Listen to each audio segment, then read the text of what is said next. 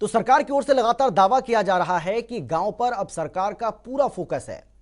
लेकिन एक खबर आपको हम दिखाते हैं जो कि जींद से आई है। जींद के सरकारी अस्पताल में इन दिनों कोरोना मरीजों के लिए बेड की भारी कमी नजर आ रही है, जिसके चलते मरीज खुद की चारपाई लाने लगे हैं। इस समस्या को देखते हुए जींद के सरकारी कॉलेज में आइसोलेशन वार्ड बनाया गया है। इस आइसोलेशन वार्ड में 50 ऑक्सीजन बेड की सुविधा है, जो पहले ही दिन मरीजों से फुल हो चुका है। सरकारी अस्पताल के डॉक्टर जो डिप्टी सीएमओ हैं, उनका यह कहना है कि जींद में 86 गांव ऐसे हैं जिनमें 20 से ज्यादा कोरोना पॉजिटिव मामले सामने आए हैं। वहीं अस्पताल के मुताबिक कोरोना से मरने वालों में कोई कमी नहीं आई है, जबकि कोरोना पॉजिटिव केसों की संख्या भी लगातार, हालांकि इससे पहले बढ़ रही थी, यानी कि जो पॉजिटिविटी रेट है उसमें कमी जरूर आई है, देखने को मिल रही है उसमें कमी, लेकिन जो मौतों की संख्या है उसमें इजाफा हो रहा है। और यही वजह है कि अब सरकार हो या फिर प्रशासन, दोनों की चिंताएं इसलिए ज्यादा बढ़ जाती हैं क्योंकि गांव में कोरोना का फैलने का मतलब यह है कि हालात ज्यादा खराब हो सकते हैं। और इसीलिए सरकार चाहती है कि सबसे पहले गांव पर फोकस किया जाए, शहरों के साथ साथ गांव पर फोकस हो और गांव में जिस तरीके से कोरोना का प्रसार हो रहा है इस पर रोक लगाई जाए, इस पर अंकुश लगाया जाए। तो इसी को लेकर आज हम चर्चा करने वाले हैं, क्योंकि कई गांव ऐसे हैं हरियाणा के जहां से लगातार ऐसी खबरें सामने आ रही हैं कि संदिग्ध हालत में वहां लोगों की मौतें हो रही हैं। सरकारी हॉस्पिटल में आए थे तो वहाँ हमारे को कोई बेड नहीं मिला, तो हमें खाट बिस्तर अपना खुद घर से लेके आना पड़ा। गवर्नमेंट ये कॉलेज है, इसमें शिफ्ट कर दिया, लेकिन इसमें भी अभी बेड फुल हो चुके हैं कि इसको और आगे बढ़ाया जाए ताकि और पेशेंट को दिक्कत ना आए। सरकारी हॉस्पिटल में से 4 दिन से और हमारे मरीज को ऑक्सीजन की कमी थी, लेकिन उधर ऑक्सीजन 4 दिन के बाद कल रात एट प्रेजेंट 9-9:30 बजे यहाँ रेफर कर दिया अपना गवर्नमेंट कॉलेज में।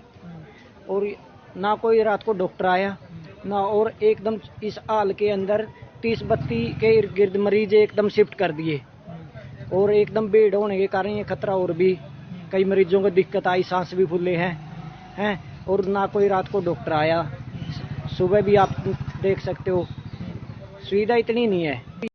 जो कोरोना की गांव की बात है, तकरीबन 86 के करीब ऐसे गांव हैं जिनमें पिछले अप्रैल और मई के महीने में 20 से ज़्यादा केसेज आ चुके हैं। ऐसे गांवों की संख्या 86 है। पहले देखिए 400 से ज़्यादा के करीब केसेज चल रहे थे, जो कि अभी एक सप्ताह से नियरली 200 के आसपास आ रहे हैं। तो चलिए इसी विषय को लेकर आज हम चर्चा करनी है। चर्चा की शुरुआत हम करेंगे, लेकिन उससे पहले कौन कौन मेहमान हमारे साथ आज मौजूद रहने वाले हैं उनसे आपका हम परिचय करा देते हैं। हमारे साथ रंजीता मेहता जी जो कि बीजेपी के प्रवक्ता हैं, वो हमारे साथ मौजूद रहेंगी। इसके साथ ही कांग्रेस की तरफ से आनंद बयानी जी हमारे साथ रहेंगे और भाग सिंह दमदमा जी जो कि जेजेपी के प्रवक्ता हैं, वो भी हमारे साथ जुड़ गए हैं। आप तीनों का बहुत बहुत स्वागत है। लेकिन रंजीता मेहता जी, शुरुआत में आपसे करूंगा। गांव में कोरोना का फैलना यह अपने आप में बड़ी चिंता का विषय है। सरकार भी इस बात को समझती है, प्रशासन भी इस बात को समझता है, और यही वजह है कि सरकार की ओर से लगातार यह कहा जा रहा है कि शहर के साथ साथ अब हमारा फोकस गांव पर है। लेकिन जींद के गांव में कैसे हालात बने हुए हैं, वहां के लोगों की कहानी उन्हीं की जुबानी हमने आपको सुनवाई है, ताकि जो सरकार कह रही है और जमीन पर जो चीजें देखने को मिल रही हैं स्थिति साफ हो सके। क्या कहेंगी आप? बार बार किसान आंदोलन पर जो कुछ लोग हैं रोज कम्यूट कर रहे थे, क्योंकि उनकी ड्यूटियां लग रही थी, उनके गांव वाली ड्यूटियां लग रही थी। तब से ही सरकार बार बार इस बात को उठा रही थी कि जो ये कम्युनिकेशन हो रहा है, बार बार ये लोग जहाँ आ रहे हैं कोरोना का स्प्रेड बढ़ेगा और गांव ग्रस्त हो सकते हैं। और उसी के चलते दुर्भाग्यपूर्ण है कि वो स्थिति आज आ गई है कि गांव तक भी कोरोना पहुंच चुका है। और कहीं ना कहीं सरकार अपनी तरफ से पूरी कोशिश कर रही थी कि ये गांव तक स्प्रेड ना पहुंचे, पर लोगों ने ना तो वैक्सीनेशन करवाई ना अपनी कम्युनिकेशन रोकी, जिस चलते ये स्प्रेड गांव तक पहुंच गया। उसके चलते भी अब सरकार के द्वारा 1000 के करीब टीम्स बनाई गई, घर घर जाकर स्क्रीनिंग की जा रही है, टेस्ट किए जा रहे हैं, ताकि कितने लोग संक्रमित हैं इसके बारे में पता चल सके। पर जहां तक बात है हरियाणा के आज एक्टिव केसेस की, जहां पर हमारे एक्टिव केसेस पहले 1,16,000 थे, आज वो रिड्यूस होकर 96,000 हो गए हैं, जो कि एक थोड़ा सा आप कह सकते हैं कि हमें एक संतोषजनक हमारे लिए चीज है कि आगे केसेस कम हो रहे हैं। जहाँ पर एवरेज पर डे 15,000 केसेस आने शुरू हो गए थे, वो रिड्यूस होकर अब 10,000 तक पहुंच गए हैं। इसी तरीके से जो 33 गवर्नमेंट स्कूल हैं भिवानी के और हर गांव में हम इस तरीके से अरेंजमेंट कर रहे हैं कि वहां पर हम स्कूल्स को कन्वर्ट करें आइसोलेशन बेड पे, ताकि जो लोगों को थोड़ी सी भी शंका है उनको आइसोलेशन में रखा जाए, ताकि जो कम्युनिटी स्प्रेड है वो ना हो सके। पहले जहां पर हर तीसरा व्यक्ति पॉजिटिव पाया जा रहा था, अब हर 7वां व्यक्ति पॉजिटिव पाया जा रहा है। पर गांव में चिंता का विषय ये है कि गांव में जो स्प्रेड है बहुत तेजी से हो रहा है, क्योंकि एक ही परिवार के लोग जो हैं वो इकट्ठे मिलकर रहते हैं, और कहीं ना कहीं अगर एक इंसान को उस परिवार में पॉजिटिविटी की रिपोर्ट आती है तो जो बाकी 8-10 लोग उनके साथ रह रहे होते हैं उनके भी पॉजिटिव होने की आशंका जो बहुत बढ़ जाती है, जिसके चलते ये स्प्रेड रोकने के लिए सबसे ज्यादा वैक्सीनेशन का जो सेंटर्स हैं, पीएचसी और पीएससी सेक्टर्स हैं, उनको कन्वर्ट किया जा रहा है ताकि गांव के लोगों को वैक्सीनेट करवाया जाए। और हमारी हाथ जोड़कर विनती है उन किसान भाइयों से जो बॉर्डर पर बैठे हैं और जो बार बार नहीं, रंजीता मेहता जी, बार बार आप किसानों का जिक्र कर रही हैं। आपने अपनी शुरुआती किसानों से की है, जब आपने बोलना शुरू किया, आपने जवाब दिया मेरे सवाल का, आपने शुरुआत ही किसानों से की है। यानी कि आप ये मान रही हैं कि किसानों की वजह से गांव में कोरोना फैला? क्या किसानों ने गांव में कोरोना फैला दिया? अगर मैं इस बात का ये जो तर्क आप दे रही हैं, अगर आपके तर्क को मैं थोड़ी देर के लिए मान भी लूं, तो यूपी के गांव में कोरोना क्यों फैल रहा है, एमपी के गांव में कोरोना क्यों फैल रहा है, या गुजरात के गांव में कोरोना क्यों फैल रहा है, बाकी के जो राज्य हैं जहां पर बीजेपी का शासन है वहां के गांव में कोरोना क्यों फैल रहा है, जहां कोई बहुत ज्यादा असर नहीं है इस किसान आंदोलन का? तो क्या जो आप तर्क दे रही हैं उस तर्क से सहमत हुआ जा सकता है क्या?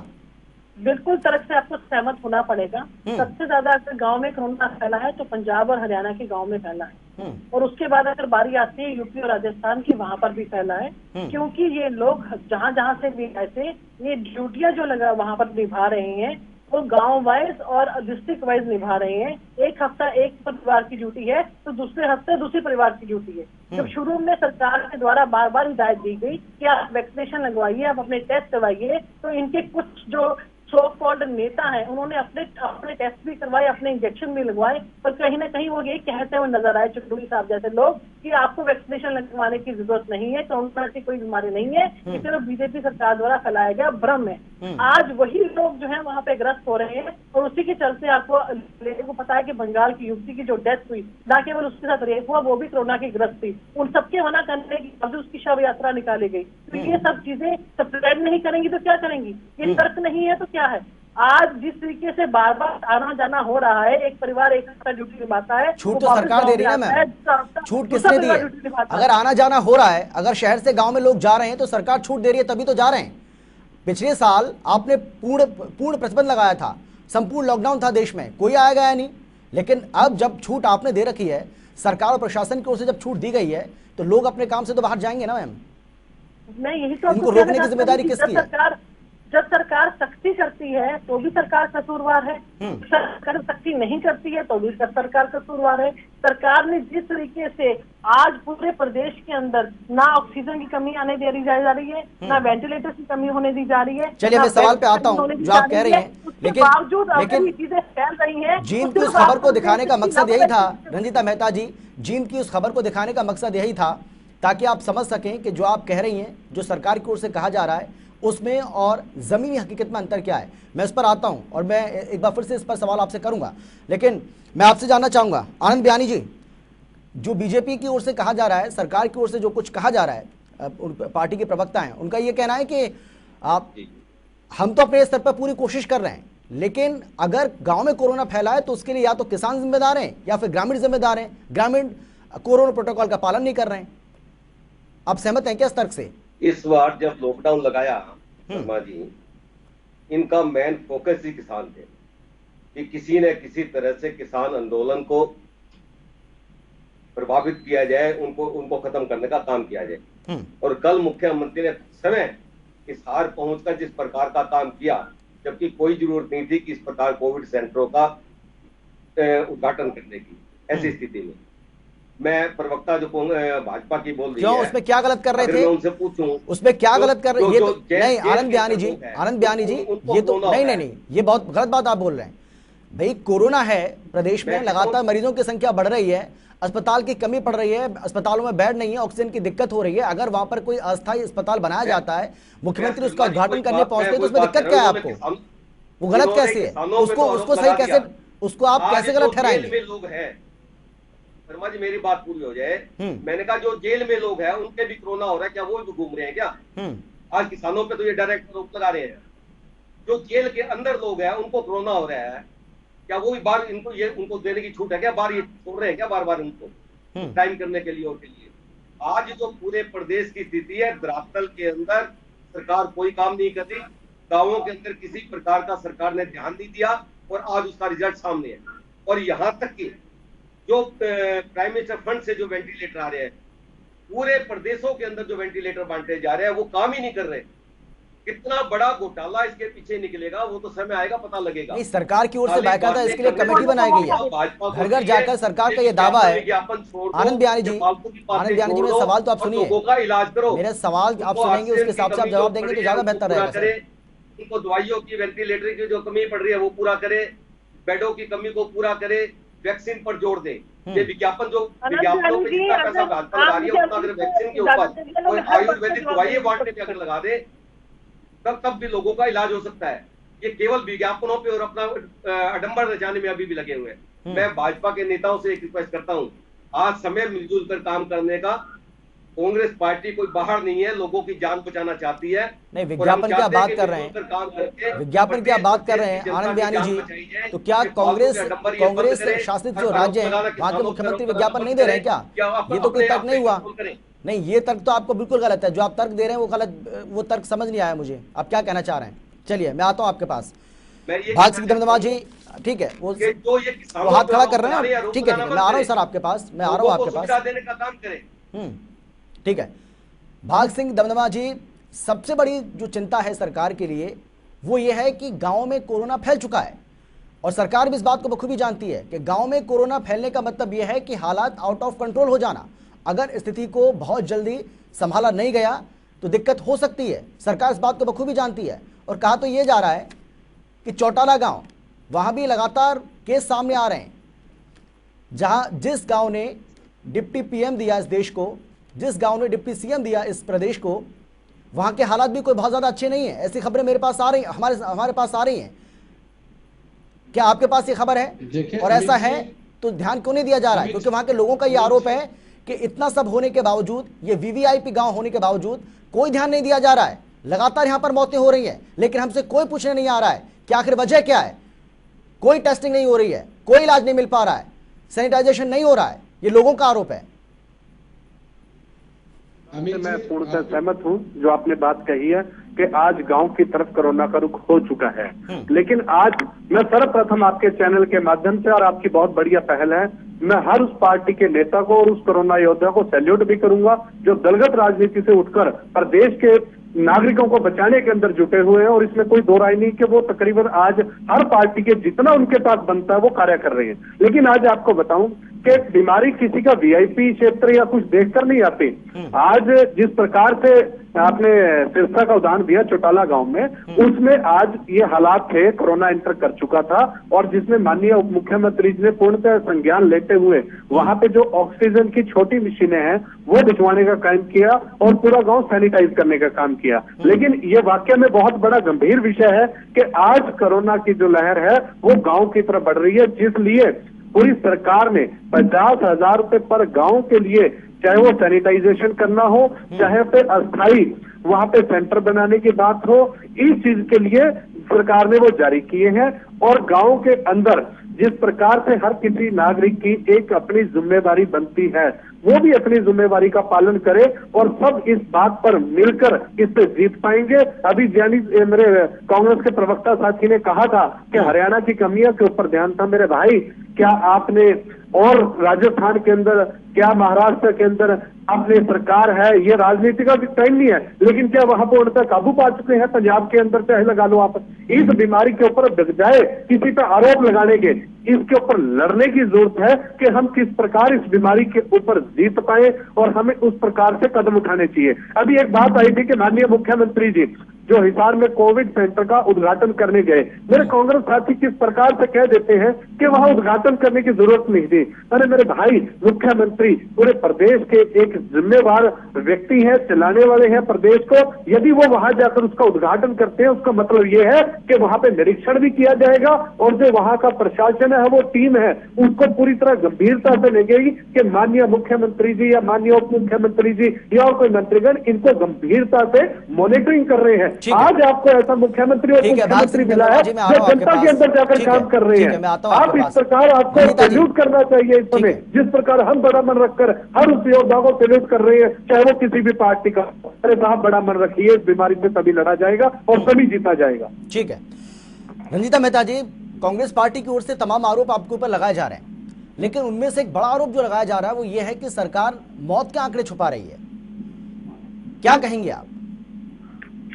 देखिए, सरकार को ना तो मौत के आंकड़े छुपाने की जरूरत है, इस समय जो मुखिया है वो इस चीज में लगा हुआ है कि एक एक जान बचाई जा सके, जिसके चलते आज तक इतिहास में नहीं हुआ था कि मात्र 18 दिन के अंदर, मात्र 15 दिन के अंदर 500 बेड के हॉस्पिटल तैयार किए जाएं, ताकि किसी व्यक्ति को इसलिए जान न गंवानी पड़े कि उसको ऑक्सीजन का बेड नहीं मिल पाया, या उसको सिलेंडर नहीं मिल पाया, या उसको वेंटिलेटर नहीं मिल पाया। मैं आज पूछना चाहती हूँ, कांग्रेस पार्टी के जो प्रवक्ता बैठे हैं यहाँ पर, जो ये आजकल अज्ञापन समारोह चलाते हैं, ये अज्ञापन समारोह चलाकर इनका मंशा हल हो जाती है? क्या ये अपने द्वारा दिए गए जख्मों पर मरहम लगाना चाहते हैं? ये इनका दोहरा चेहरा और चरित्र सबके सामने आ चुका है कि हिसार के अंदर जो हिंसा हुई, जो पुलिस वालों के ऊपर गाड़ियां चलाई गई, वो सबको पता है। और सुनी साहब ने भी स्वीकार किया कि वो किसानों के द्वारा चलाई गई थी और उनको उकसाने का काम सिर्फ और सिर्फ कांग्रेस पार्टी ने किया था। आज अगर किसी को बचाने के लिए, आज आप मुझे एक बात बताइए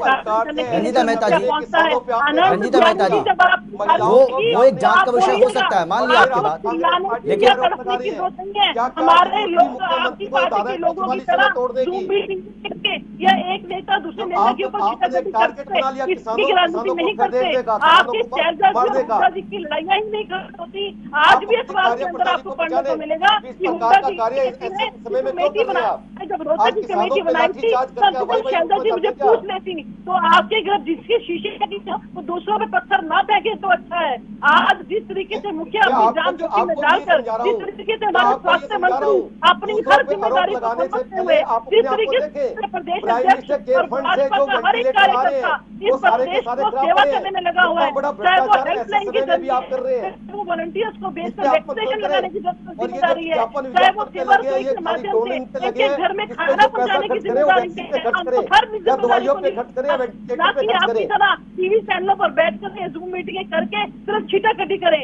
आज आपका दौरा चेहरा और चित्र तब सामने आता है जब स्वयं लोग स्वीकार करते हैं कि उनको कांग्रेस द्वारा जो है एक बात बताइए, हम जूम मीटिंग करके कम से कम सरकार की जो पालना वो तो कर रहे हैं, धारा 144 की पालना कर रहे हैं। आपके मुख्यमंत्री की धारा 144 की तोड़ रहे हैं, बिना उपद्रव जाके और वहाँ पे उद्घाटन करें, और भी तो वो उद्घाटन कर रहे हैं। सरसा के अंदर गंगा जी ने वो सेंटर चालू किया है, उसका उद्घाटन भी तो मुख्यमंत्री वहीं बैठे किया है, वो भी करते हैं। कितने पुलिस वाले घायल हुए, आज वहाँ पर हॉस्पिटल बनाकर हमारी जो कोशिश जान बचाने की है, आपकी तरह राजनीति करने की नहीं है। और ये ज्ञापन समारोह जो बार-बार आप चलाते हैं, उसमें भी सारी जी अब सेवा की जरूरत होगी तो अपनी सेवा के माध्यम से आपकी पूरी सेवा। रंजीता मेहता जी, रंजीता मेहता जी, देखिए आप कितनी देर से बोल रही हैं, मैंने आपको बीच में टोका नहीं रंजीता मेहता जी, लेकिन आप मेरे सवाल का जवाब देने के बजाय आप उसी घटनाक्रम पर बार बार उसका जिक्र कर रही हैं जिसको लेकर हम पहले चर्चा कर चुके हैं। इस पर हमने कल चर्चा की थी, उस पर आधे घंटे की डिबेट हो चुकी है कल, वो विषय पीछे जा चुका है। अब जो सवाल मैं आपसे वो पूछ रहा हूँ उस पर आप मुझे जवाब दीजिए। आप मुझे बताइए कि गांव में कोरोना को रोकने के लिए सरकार क्या कर रही है। आप कह रहे हैं कि हम टेस्ट, ट्रैक और ट्रीट पर काम कर रहे हैं, किस तरीके से काम किया जा रहा है, कि क्या जो सरकार की ओर से कहा जा रहा है वो गांव में स्थिति है, क्या वहां पर लोगों की स्क्रीनिंग हो रही है, क्या वहां लोगों को पर्याप्त दवाइयां मिल पा रही हैं, क्या उनका समय पर इलाज हो पा रहा है, ये एक बड़ी बात है। ये आज का विषय है। बिल्कुल अमित, 1000 लोगों की टीम बनाई गई है जो आगे जाकर घर घर जाकर 8 लोग उस टीम में, अरे वो टीम कहाँ है? 4 दिन हो गए अनाउंसमेंट किया मुख्यमंत्री जी ने कि 8000 लोगों की टीम बनाई है, जा रहे हैं, 8 टीमें बनाई है। किसी गांव में कोई टीम नजर आई है क्या? शर्मा जी आप ही बता दें, आपका चैनल के लोग तो वहाँ भूखे हो रहे, किसी एक गांव के अंदर वो 8000 टीमें कोई गांव में आई है क्या? ये सवाल आप किया गया बयानी जी कि मेरे से मुझसे किया गया, बीच में बार बार बोल रहे हैं।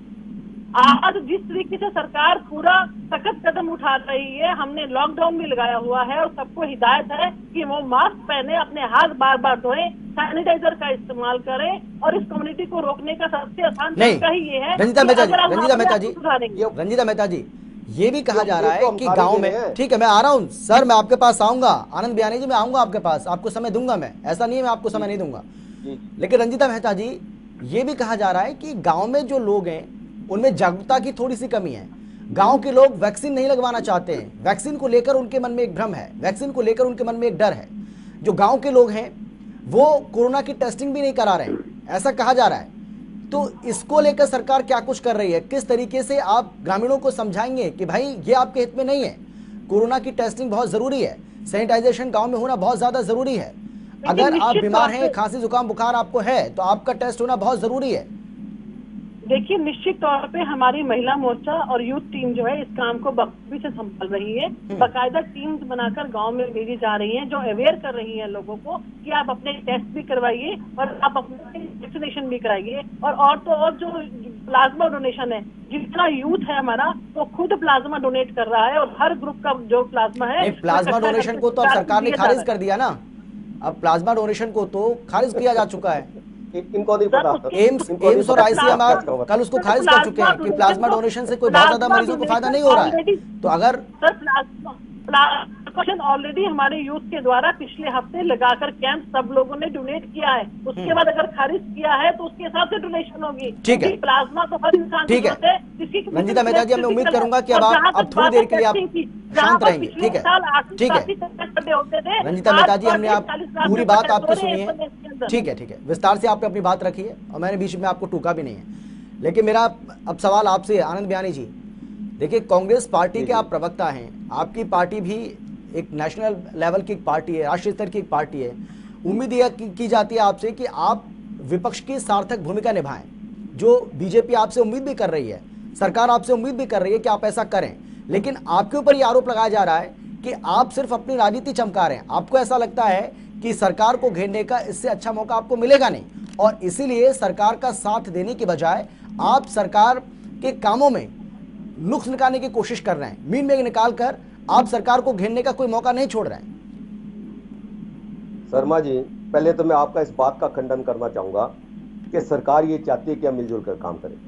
हमारी प्रदेशाध्यक्ष कुमारी शैलजा जी ने कई बार कह चुके कि सर्वदलीय मीटिंग बुलाए, सभी दलों के नेताओं को बुला रहे, बैठ के एक साझी प्रक्रिया बनाते हैं और कोरोना से लड़ने की बात। एक बार चुप है। अब रंजीता मेहता जी, अब उनकी बात होनी चाहिए ना। हमसे नहीं पूछा गया मीटिंग की बात। रंजीता मेहता जी, अब आपकी बात, अब उनकी बात आप सुनिए ना, समय नहीं है, बहुत ज्यादा समय नहीं है मेरे पास, 1 से 1.5 मिनट का वक्त है, उसी में सबको बात अपनी पूरी करनी होगी। ठीक है, जल्दी से बयानी जी, आवाज तेज करते हैं। हाँ ठीक है, बोलिए आप। ये सर्वदलीय मीटिंग बुलाने के लिए क्यों डर रहे हैं, पहली बात। दूसरी बात, अभी प्रवक्ता ने कहा, भाजपा के प्रवक्ता ने कहा कि हमारे यूथ जो डोनेट कर रहे हैं, हमारे यूथ गाँव में निकले हुए हैं। ठीक है, मैं समझ, आनंद बयानी जी आप कह रहे हैं, मैं समझ गया क्या कहना चाहिए, समय मेरे पास बहुत कम है। भाग सिंह दमदमा जी, क्योंकि आप भी सरकार के, आप भी सरकार का हिस्सा हैं, आप भी उस सरकार का हिस्सा हैं, तो ये क्या आपको लगता है कि आपकी भी एक जिम्मेदारी बनती है, क्योंकि विपक्ष की ओर से बार बार ये कहा जा रहा है कि भाई हम तो तैयार हैं आपके लिए, आपके साथ, हम तो चाहते हैं कि कोरोना से मिलकर लड़ा जाए, सत्ता पक्ष और विपक्ष दोनों मिलकर लड़े, लेकिन आप सर्वदलीय बैठक तो बुलाइए। जब कांग्रेस पार्टी की ओर से बार बार ये मांग की जा रही है कि सर्वदलीय बैठक बुलाई जाए, तो सरकार इस पर विचार क्यों नहीं कर रही है, सरकार इससे क्यों भाग रही है? ठीक है रंजीता मेहता जी, मैं आ रहा हूँ आपके पास, वो एक ही बात है। ये सवाल रंजीता मेहता जी, मैं जानता हूँ ये सवाल आपसे होना चाहिए था, लेकिन वो भी आपके साथ मिलकर सरकार चला रहे हैं, तो उनकी बात भी सुन लीजिए ना, सुन लीजिए उनकी बात भी। जी भाग सिंह जी, डॉक्टरों की देखरेख में, या तो डॉक्टरों की देखरेख में एक नियमावली तय हो चुकी है पूरे देश के अंदर। चलिए, मेरे पास समय की कमी है, भाग सिंह दमदमा जी, माफी के साथ मैं आप सभी को रोकना चाहूंगा, समय की भी बहुत कमी है। तो कोरोना को हराना है और गांव में कोरोना को फैलने से रोकना है, ये अब सबसे बड़ा जो सरकार को चाहिए कि सबसे ज्यादा फोकस अब सरकार इस पर करे, क्योंकि अगर गांव में कोरोना इसी तरीके से फैलता रहा तो बहुत बड़ी क्षति हो सकती है, बहुत ज़्यादा नुकसान हो सकता है, क्योंकि गांव में अभी भी ये कहा जाता है कि लोगों में जागरूकता की कमी है और इसके लिए सरकार को लगातार प्रयासरत रहना चाहिए। फिलहाल इतना ही।